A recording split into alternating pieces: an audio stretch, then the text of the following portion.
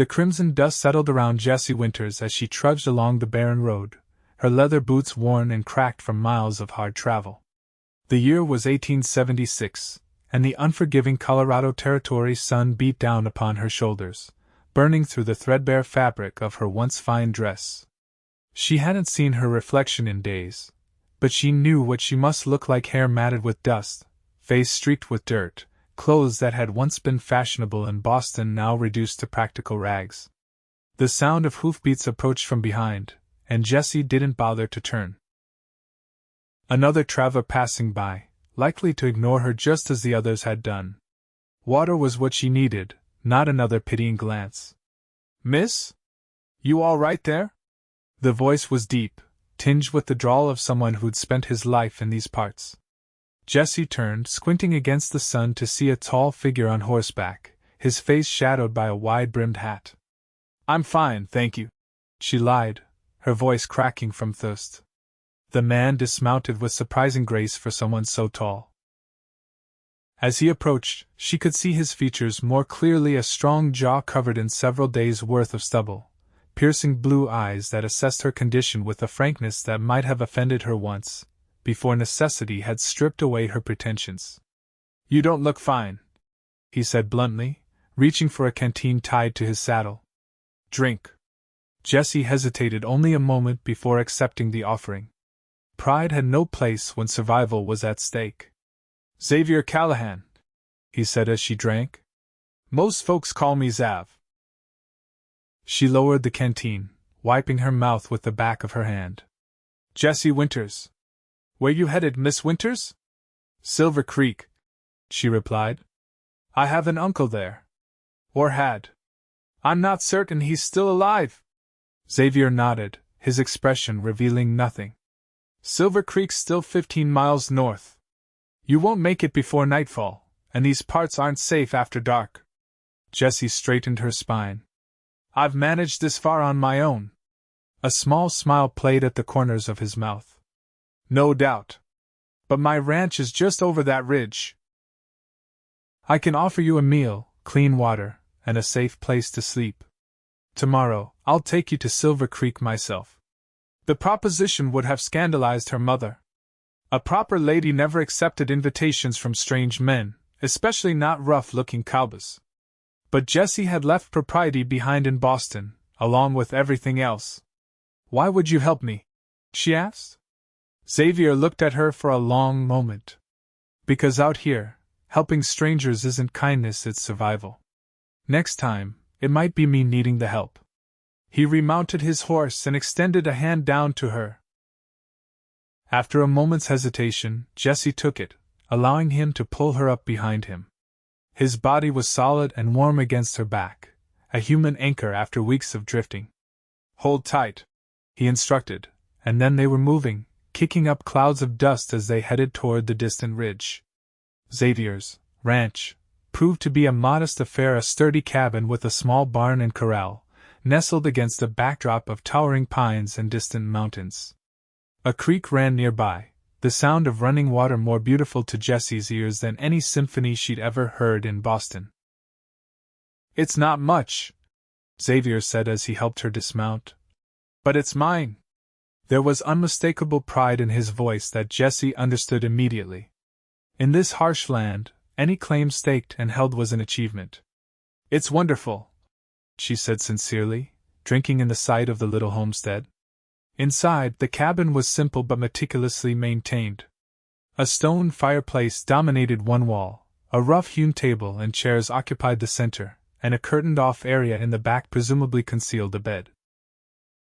Everything spoke of functionality rather than comfort, yet there was a warmth to the space that had nothing to do with the fire Xavier quickly kindled. "Sit," he instructed, gesturing to the table. "Rest. I'll fix something to eat."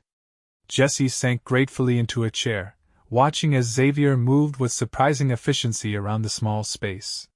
He seemed to know exactly where everything was, his large hands deftly preparing a meal from simple ingredients: beans, bacon, cornbread that he pulled from a covered dish. "You cook," she observed, unable to keep the surprise from her voice. Xavier glanced at her, amusement in his eyes. A man who can't feed himself doesn't last long out here. Of course, Jessie said, feeling foolish. In Boston, men don't. Boston, Xavier repeated, setting a plate before her. That explains a lot. Jessie looked down at herself, the tattered remains of what had once been a fashionable traveling ensemble, now caked with the dust of 1,000 miles. Not anymore, she said quietly. I'm not from Boston anymore. Something in her tone made Xavier pause in his movements. He studied her face for a moment, then nodded once, as if he'd found whatever he was looking for. Eat, he said simply. Then you can tell me what brings a Boston lady to the middle of nowhere, if you've a mind to share. The food was simple but delicious, or perhaps it was just that Jessie hadn't eaten a proper meal in days. Either way, she devoured it without a hint of the delicate manners that had been instilled in her since childhood. As the sky outside darkened to deep indigo, Jessie found herself telling Xavier her story about her father's death, the discovery of his gambling debts, the loss of their home and status. About the letter from her mother's brother, offering a fresh start in the small mining town of Silver Creek. About the journey west, the gradual shedding of her possessions as money grew scarce, until she was left with nothing but the clothes on her back and a desperate hope that her uncle would indeed be waiting. And if he's not? Xavier asked, his voice gentle. Jessie stared into the depths of her coffee cup. Then I suppose I'll have to find work. I can read and write. Perhaps the mining office needs someone to keep their books. Xavier's laugh startled her. Silver Creek ain't Boston, Miss Winters. Reading and writing might impress some, but it won't put food on your table. He leaned forward, his expression serious. The town has 3 types of work for women: cooking, cleaning, or working in the saloon. And from the looks of you, I doubt you know much about the first 2. Jessie bristled. I can learn. No doubt, Xavier agreed, surprising her. But it'll be hard going at first, and Silver Creek isn't known for its patience with newcomers. Especially female ones. What would you suggest then? Jessie asked, unable to keep a trace of bitterness from her voice. Should I have stayed in Boston and accepted one of the charitable offers to become some old man's companion? Xavier's eyes darkened. No, he said firmly. You did right to leave. I'm just saying you should be prepared for what awaits you. The fire crackled in the silence that followed. Outside, an owl hooted, and the wind rustled through the pines. Jessie suddenly felt the weight of her journey, the exhaustion that had been held at bay by necessity crashing over her. Xavier seemed to notice. You need sleep, he said, rising from his chair. You can take the bed. I'll sleep by the fire. Jessie started to protest, but Xavier shook his head. No arguments. Go on now. Too tired to insist on propriety, Jessie made her way to the curtained-off area. Behind it was a simple bed, the blankets neatly folded. She sank onto it, feeling the softness of the mattress stuffed with straw, perhaps, but infinitely more comfortable than the hard ground she'd grown accustomed to. Xavier, she called softly, pulling back the curtains slightly. He was already laying out a bedroll near the fire, his movements efficient. He looked up, a question in his eyes. Thank you, Jessie said simply. He nodded once, and Jessie let the curtain fall, cocooning herself in the small, private space. Despite the strangeness of her surroundings, she felt safer than she had in months. As sleep claimed her, she wondered about the taciturn Cowboy and the quiet life he'd carved out for himself in this wild place. Morning arrived with the crowing of a rooster and the smell of coffee brewing. Jessie emerged from behind the curtain to find Xavier already dressed and cooking breakfast. He'd laid out a basin of water and a clean cloth for her, and Jessie gratefully washed her face and hands, trying to tame her unruly hair with her fingers. There's a comb on the shelf, Xavier said without turning around. And soap if you want it. Jessie found the items and made the best use of them she could, keenly aware of how disheveled she must appear compared to the immaculate cabin. When she'd done what she could with her appearance, she joined Xavier at the table. We'll head to Silver Creek after breakfast, he said, setting a plate of eggs and salt pork before her. "It's market day, so the town will be busy. Good chance your uncle will be there if he's still around." Jessie nodded, suddenly nervous about what awaited her. What if her uncle wasn't there? What if he turned her away? The questions must have shown on her face, because Xavier's expression softened. "One step at a time, Miss Winters. First, we find out if he's there. Then we figure out the rest." The ride to Silver Creek took just over an hour, with Jessie once again seated behind Xavier on his horse. The town came into view as they crested a hill, a collection of wooden buildings strung along a single main street, with smaller structures scattered around the perimeter. Smoke rose from chimneys, and the sounds of activity grew louder as they approached. Silver Creek was indeed busy, with wagons and horses crowding the street and people moving purposefully between buildings. As Xavier guided his horse through the throng, Jessie could feel curious glances directed their way. "Where would your uncle be?" Xavier asked, reining in near the general store. "I'm not sure," Jessie admitted. "His name is Harold Jenkins. The letter said he works for the mining company." Xavier nodded. "The company office is at the end of the street. We'll start there." They dismounted, and Xavier tied his horse to a hitching post. As they walked, Jessie was acutely aware of the stares they attracted, a dirty, bedraggled woman accompanied by a tall, imposing cowboy. She lifted her chin, refusing to be cowed by the scrutiny. The mining office was a 2-story building with a painted sign declaring it the headquarters of the Silver Creek Mining Company. Inside, a bespectacled clerk looked up from his ledger as they entered. "Help you?" he asked, his gaze traveling from Xavier to Jessie with poorly concealed curiosity. "We're looking for Harold Jenkins," Xavier said. "I understand he works for the company." The clerk's expression changed, a flash of something pity crossing his features. "Worked," he corrected. "Mr. Jenkins passed away 2 months ago. Fever took him and half the town." Jessie felt the floor tilt beneath her feet. Xavier's hand caught her elbow, steadying her. "You sure?" he asked the clerk. The man nodded. "Quite sure. I attended the burial myself." "He had family?" Xavier pressed. "A niece he might have mentioned?" The clerk frowned, thinking. "Not that I recall. He was a quiet sort, kept to himself mostly. Lived in a small cabin out past the smithy." "The cabin's still there?" Xavier asked. "Far as I know. Company owns it now, of course. Mr. Peters might know more, he handles the company properties." Xavier thanked the clerk and guided Jessie back outside. She moved mechanically, her mind struggling to process this new reality. Her uncle gone. Her last hope extinguished. "Jessie," Xavier said gently, using her given name for the first time. "Look at me." She raised her eyes to his, seeing concern etched in the lines of his face. "This isn't the end," he said firmly. "We'll figure something out." "We?" Jessie repeated, surprised by the plural. Xavier's expression was unreadable. "Let's find this Peters fellow first. See what happened to your uncle's things. Maybe he left something for you." Mr. Peters turned out to be a rotund man with a perpetually sweaty brow, installed in a small office adjacent to the company store. He listened to their inquiry with obvious impatience. "Jenkins didn't leave much," he said dismissively. "What little he had went to cover his debts to the company. The cabin's been reassigned to a new miner arriving next week. Was there any correspondence?" Jessie asked, finding her voice. "Letters, perhaps? He was expecting me."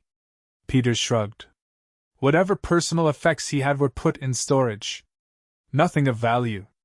"I'd like to see them," Jessie insisted. Peters looked as though he might refuse, but something in Xavier's stance, a subtle shift of weight, a tightening of his jaw, seemed to change his mind. "Fine," he said with poor grace. "They're in the storeroom behind the office. You can look, but don't expect much." The storage turned out to be a dusty corner where a few crates had been haphazardly stacked. One bore Harold Jenkins' name scrawled in chalk. Jessie knelt beside it, lifting the lid with trembling hands. Inside were the sparse remnants of a life, a few articles of clothing, a Bible, a packet of letters tied with string. Jessie recognized her own handwriting on the topmost envelope. She had written to inform him of her impending arrival, but the letter had clearly reached Silver Creek too late. Beneath the letters was a small leather pouch. Jessie opened it to find a few coins and a folded piece of paper. She smoothed it open to reveal a deed. "What's that?" Xavier asked, crouching beside her. "A deed," Jessie said, scanning the document. "For a plot of land. 20 acres outside of town." Xavier took the paper, examining it. "It's legitimate," he said after a moment. "Your uncle owned land free and clear. It's yours now." "Mine?" Jessie looked up, startled. "If he had no other heirs, and you can prove you're his niece," Xavier confirmed. "These letters might be enough. We should talk to the town magistrate." The magistrate, a former judge from St. Louis who had come west for his health, was considerably more helpful than Mr. Peters. After examining the letters and asking Jessie a few questions about her family, he seemed satisfied. "The land is yours, Miss Winters," he said, affixing his seal to a document that transferred ownership. "It's not much rocky and a bit far from town, but it's unencumbered by debt. Your uncle paid for it outright." "Thank you," Jessie said, clutching the deed. Land. She owned land. It was more than she had dared hope for when the clerk first delivered the news of her uncle's death. As they left the magistrate's office, Xavier suggested they see the land before returning to his ranch for the night. "It'll be getting dark soon," he said, "but we should have time for a quick look." The ride took them northeast of town, along a winding trail that climbed gradually into pine-covered hills. The plot, when they reached it, was indeed rocky and rough, a clearing surrounded by forest, with a small stream cutting through one corner. There was no cabin, no improvements of any kind, just wild land waiting to be tamed. "It's beautiful," Jessie breathed, taking in the vista of mountains visible through a gap in the trees. Xavier nodded, surveying the land with a critical eye. "Good water source. Decent hunting in these woods. You could build something here." "I could," Jessie agreed, though the prospect seemed overwhelming. She had no money, no skills, no idea where to begin. As if reading her thoughts, Xavier said, "It won't be easy. You need help." Jessie turned to him, studying his weathered face in the late afternoon light. "Why are you helping me, Xavier? Really?" He was silent for a long moment, his gaze fixed on the distant mountains. "I came west 10 years ago," he finally said. "Not much older than you are now. Had nothing but the clothes on my back and a head full of ideas about striking it rich." He glanced at her. "Didn't work out that way. Nearly died my first winter. Would have, if an old trapper hadn't found me half frozen in a ravine. He taught me everything I know about surviving out here." "What happened to him?" Jessie asked softly. "Died in his sleep 3 years later. Left me his cabin and his trap lines." Xavier's voice was matter-of-fact, but Jessie sensed the depth of feeling beneath his words. "I never got to repay him. So I try to help folks when I can. Pass on what he gave me." It was the longest speech Jessie had heard from him, and she understood it for the gift it was, a glimpse of the man beneath the stoic exterior. "Thank you for telling me," she said simply. Xavier nodded once, then turned his horse back toward the trail. "We should head back. It'll be dark soon." The return journey to Xavier's ranch was made mostly in silence, but it was a comfortable quiet, filled with the natural sounds of the land as day gave way to evening. Jessie found herself thinking about the plot of land that was now hers, imagining what it might become with work and care. At the ranch, Xavier insisted again that Jessie take the bed while he slept by the fire. As she lay in the darkness, listening to the soft sounds of his breathing from the other side of the curtain, Jessie realized that for the first time since leaving Boston, she was thinking about the future with something like hope. Morning brought a decision. Over breakfast, Jessie broached the subject that had occupied her thoughts through the night. I want to build on my land, she announced. A cabin, at least. Something to start with. Xavier looked up from his coffee, surprise evident in his expression. It's a big undertaking. I know, Jessie acknowledged. But what choice do I have? I own land but no home. I have no money for room and board in town. And, she added with a small smile, I can hardly impose on your hospitality indefinitely. You're not imposing, Xavier said quickly. Then, more cautiously, but you're right that you need a place of your own. Building takes time, though. And materials. And knowledge. I can learn, Jessie insisted. And I can work. There must be something I can do to earn money for supplies. Xavier studied her for a long moment, his expression thoughtful. There might be another way, he said finally. A partnership of sorts. What kind of partnership? Jessie asked, curious. I've been thinking about expanding my operation. More cattle, maybe some crops. Your land would be good for it better than mine in some ways. Water's more reliable there. He paused, seeming to choose his words carefully. I could help you build a cabin. In exchange, we could work the land together. Share the profits. Jessie considered the offer.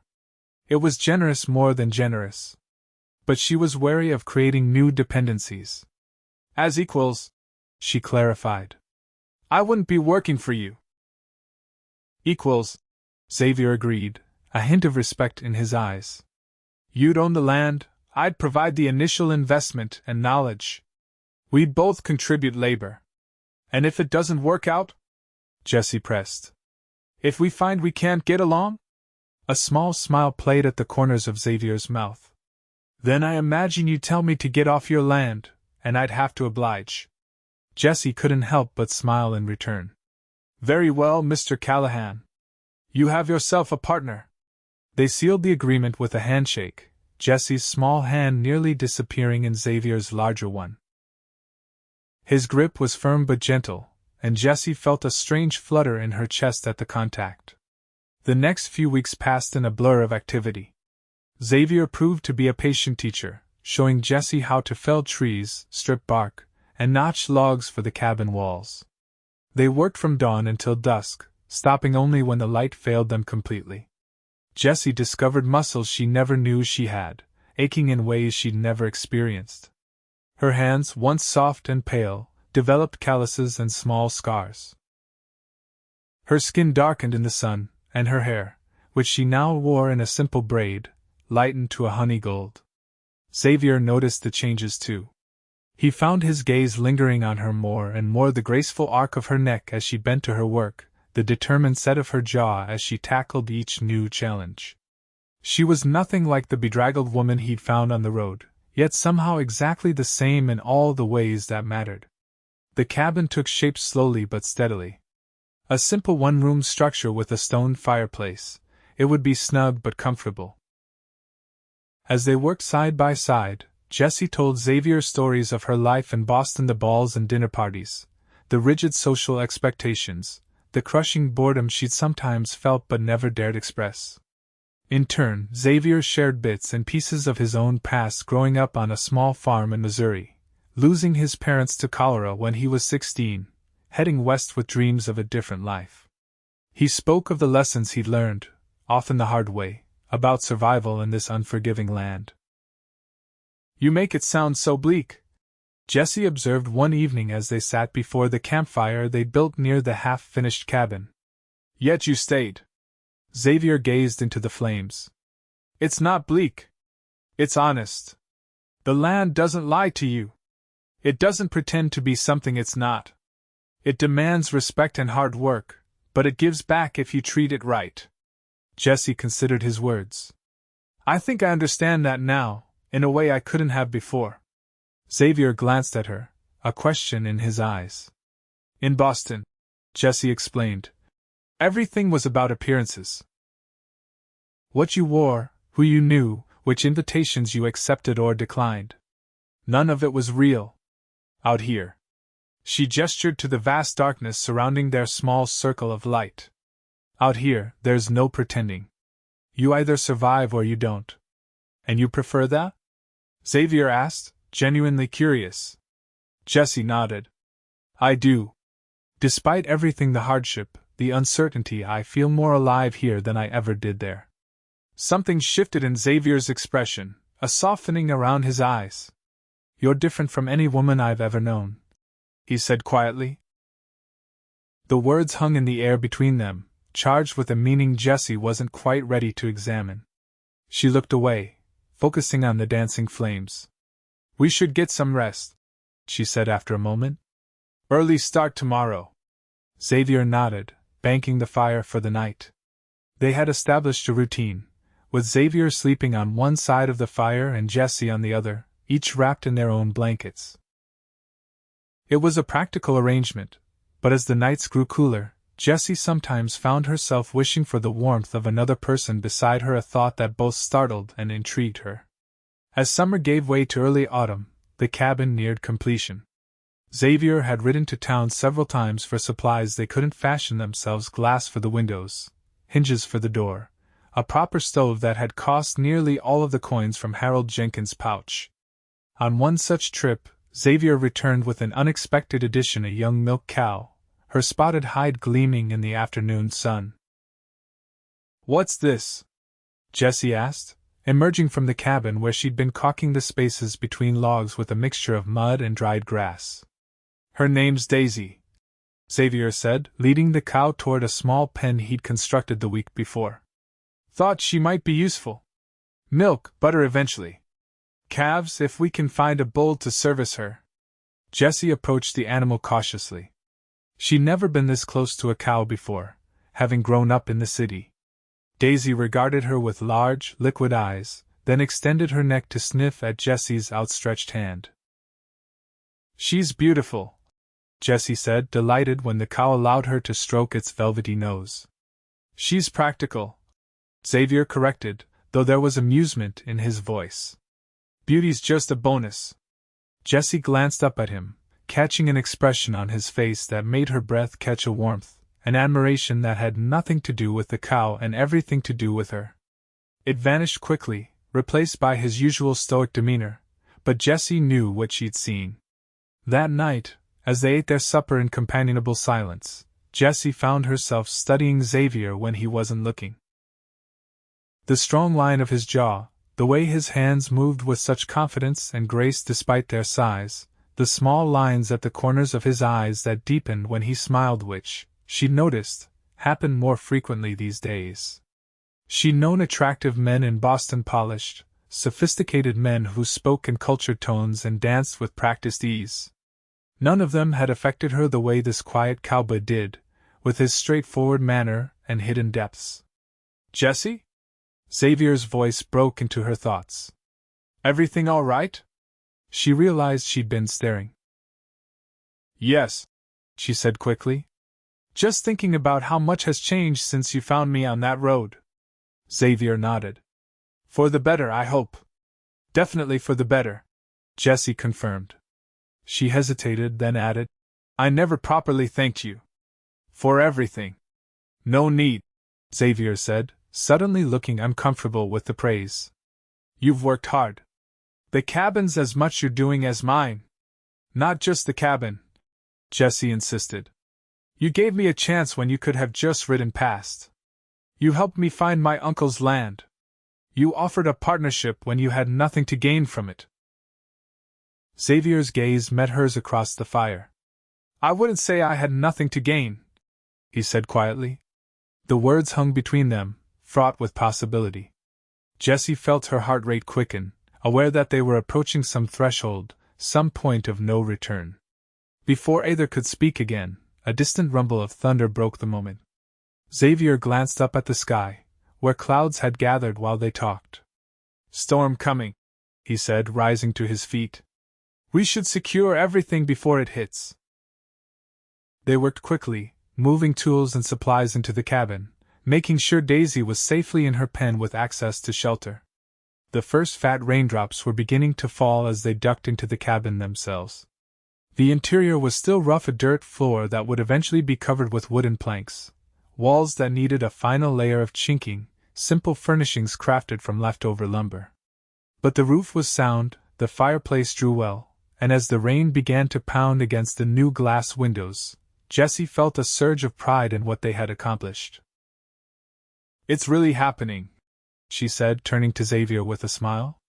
"My own home." "Our home," Xavier corrected, then immediately looked as though he regretted the words. "I mean our project." "Your home." Jessie felt a flush rise to her cheeks. "It could be both," she said softly.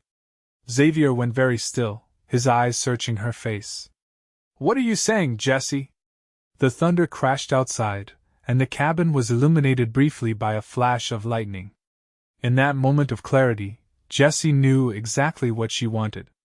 "I'm saying that I've come to care for you, Xavier. More than I expected to. More than I thought possible after so short a time." The words came easier now that she'd started. "And I think I hoped that you might feel something similar for me." Xavier took a step toward her, his expression intense. "I do," he said, his voice low and earnest. "From that first day, when you stood there in the dust with your chin held high, too proud to ask for help but brave enough to accept it when offered. You're unlike any woman I've ever known, Jessie Winters." He reached out, hesitantly, and touched her cheek. His hand was rough with calluses but infinitely gentle.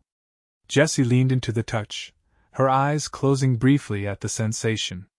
"I don't have much to offer," Xavier continued. "Just this land we're working, a few head of cattle, a life that will never be easy or comfortable the way you might have had in Boston." Jessie opened her eyes, meeting his gaze directly. "I don't want easy or comfortable," she said firmly. "I want real. And you, Xavier Callahan, are the most real person I've ever known."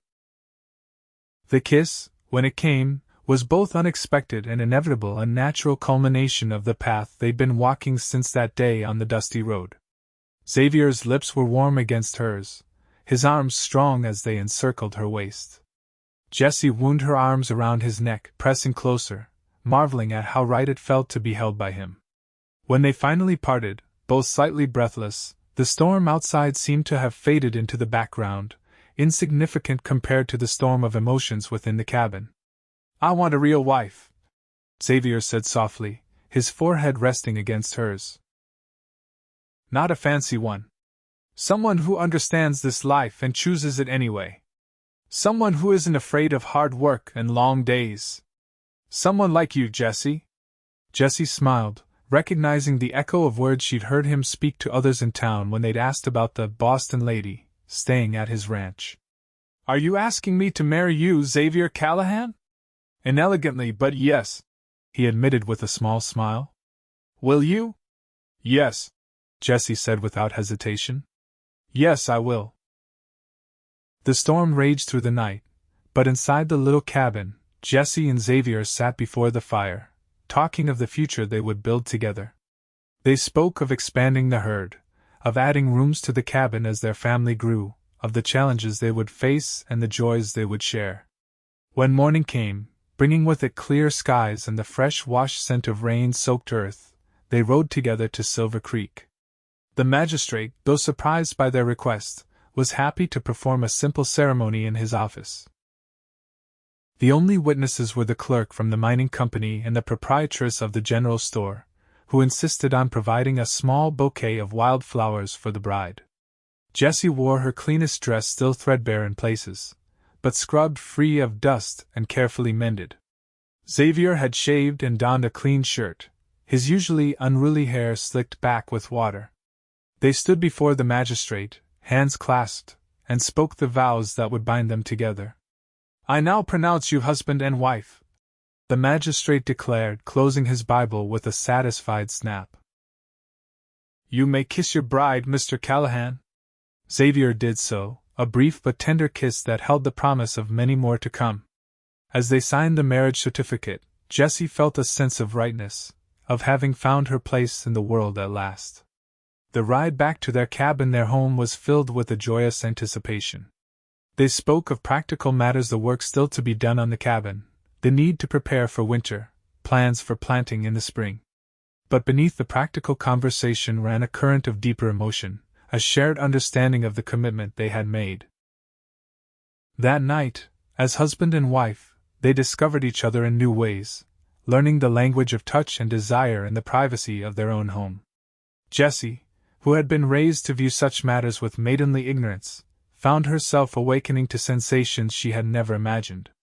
Xavier, for all his rugged exterior, proved to be a gentle and considerate lover, his strength tempered by tenderness. In the quiet aftermath, lying in the simple bed they now shared, Jessie traced the contours of Xavier's face with her fingertips. "I never expected this," she confessed. "When I left Boston, I thought I was leaving everything behind. I never imagined I might find something so much more valuable."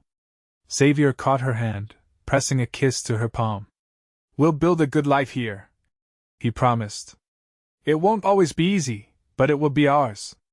The weeks that followed settled into a rhythm of shared work and shared pleasure. They finished the cabin before the first snow, adding small touches that transformed it from a mere shelter to a home, curtains sewn from fabric purchased in town, a rocking chair that Xavier crafted as a surprise, shelves that gradually filled with the necessities and small luxuries of daily life.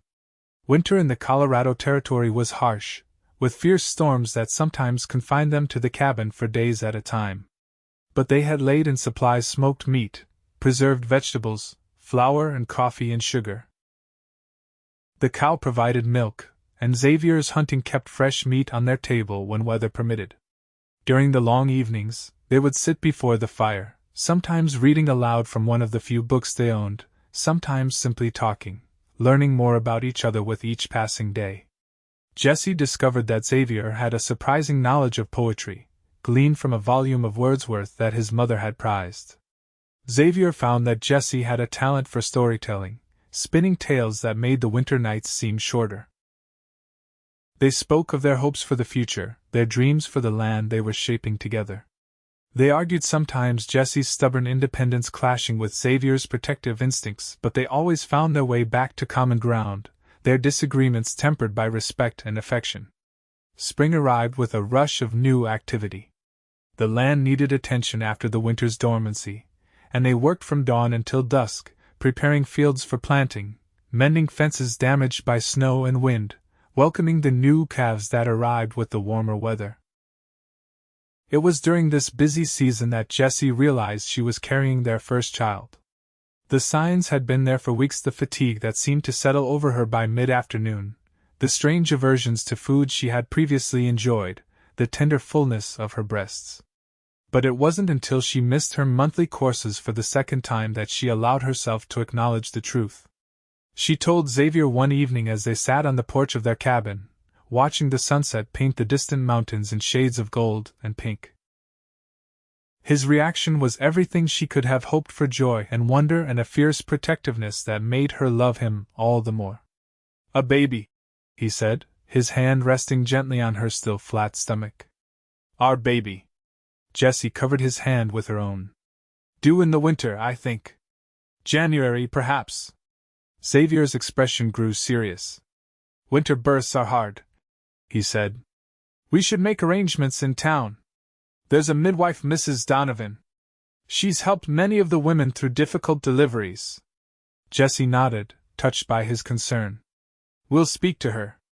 But don't worry too much. Women have been having babies since the beginning of time, in conditions far worse than our comfortable cabin." Xavier smiled, but the worry didn't entirely leave his eyes. In the months that followed, as Jessie's body changed to accommodate the growing life within her, he became even more solicitous, insisting she rest more, taking on the heaviest tasks himself, making frequent trips to town for supplies that might ease her discomfort. Jessie accepted his care with good grace, understanding that it came from love. But she also insisted on continuing to do her share of the work, adapting as necessary but refusing to be treated as an invalid. They compromised, as they had learned to do in other aspects of their life together. The baby, a son they named James Harold Callahan, after both their fathers arrived not in January but in the depths of December, during a snowstorm that had isolated their cabin for 3 days. Mrs. Donovan, the midwife, had come to stay with them a week earlier, anticipating just such a possibility. The labor was long and difficult, testing Jessie's endurance and Xavier's composure. But as dawn broke on the fourth day, their son made his entrance into the world with a lusty cry that filled the cabin with joy. "He's perfect," Xavier whispered, cradling the tiny bundle with hands that suddenly seemed enormous and clumsy. "Absolutely perfect." Jessie, exhausted but radiant, watched her husband and son with a heart so full it felt it might burst. "He is," she agreed. "And he's ours." The years that followed brought both joys and sorrows, as years do. Their herd prospered, allowing them to expand their operation and hire help during the busiest seasons. The cabin grew as well, with additional rooms added as their family increased. First a daughter, Lily, born 2 years after James, then another son, Thomas, 3 years after that. They weathered hardships too: a summer of drought that threatened their crops, a harsh winter that claimed several of their cattle, the fever that nearly took Lily when she was 4. Each challenge strengthened their bond, reinforcing the partnership they had forged that first summer. 10 years after Jessie had stepped off the stagecoach in Silver Creek, a dusty, desperate young woman with nothing but hope to sustain her, she stood on the porch of their expanded home, watching Xavier and the children in the yard below. James, now 9, was helping his father with the horses, his small face serious as he absorbed Xavier's instructions. Lily, 7 and fearless, was perched on the top rail of the corral, her braids flying in the breeze. Thomas, at 4, was trailing after them both, determined to be included in the day's activities. The ranch had prospered under their joint care, growing from Xavier's small homestead and Jessie's rocky plot to a respectable operation that provided them with comfort if not luxury. The cabin was now a proper house, with separate bedrooms for the children, a kitchen where Jessie could preserve the bounty of their garden, and even a small parlor where they gathered in the evenings. Silver Creek had grown as well, the discovery of new veins of silver bringing an influx of miners and the businesses that catered to them. Xavier and Jessie made occasional trips to town for supplies and social gatherings, but they were happiest on their own land, among their own people. As Jessie watched her family, she felt the familiar warmth of contentment spreading through her chest. This life, so different from the one she had imagined for herself as a girl in Boston, was richer and more fulfilling than she could have dreamed. Xavier looked up, catching sight of her on the porch. He said something to James, ruffled Thomas's hair, and made his way toward her, his stride still as confident and graceful as it had been the day they met. "What are you thinking about?" he asked as he joined her, slipping an arm around her waist. Jessie leaned into him, feeling the solid strength of his body against hers. "About how fortunate I am," she said honestly. "About how different my life might have been if you hadn't stopped that day on the road." Xavier smiled, the lines around his eyes crinkling in the way she loved. "I'm the fortunate one," he countered. "Finding a real partner, not just a wife. Someone who sees this land the way I do, who loves it as I do. A real wife," Jessie teased, recalling his words from long ago. "Not a fancy one." "Exactly what I wanted," Xavier agreed, pressing a kiss to her temple. "Exactly what I needed, though I didn't know it until I found you." Below them, James called out, pointing to a rider approaching along the road from town. Xavier straightened, shading his eyes against the late afternoon sun. "It's Sam Porter," he identified the visitor. "Probably with news about the cattle auction next month." Jessie nodded, but before Xavier could go to greet their neighbor, she caught his hand. "I love you, Xavier Callahan," she said simply. "Every day, more than the last." Xavier's expression softened, and for a moment, they were alone in the world, connected by a bond that had been forged in struggle and strengthened by joy. "And I love you, Jessie Callahan. Always have, since the moment I saw you standing in the dust, too proud to ask for help but brave enough to accept it." The moment was broken by the children's excited greetings to Mr. Porter, and Xavier squeezed Jessie's hand once before releasing it. "Duty calls," he said with a small smile. Jessie watched him go, her heart full of the quiet contentment that came from knowing she was exactly where she was meant to be. The dusty road that had once seemed the path to her despair had instead led her to her greatest happiness, a real home, a true partnership, a love that grew stronger with each passing season. As she moved to join her family and their visitor, Jessie said a silent prayer of gratitude for the twist of fate that had brought her to this wild, beautiful land and the man who had shown her how to love it as he did. The path had not been easy, but it had been true, and in the end, that was all that mattered.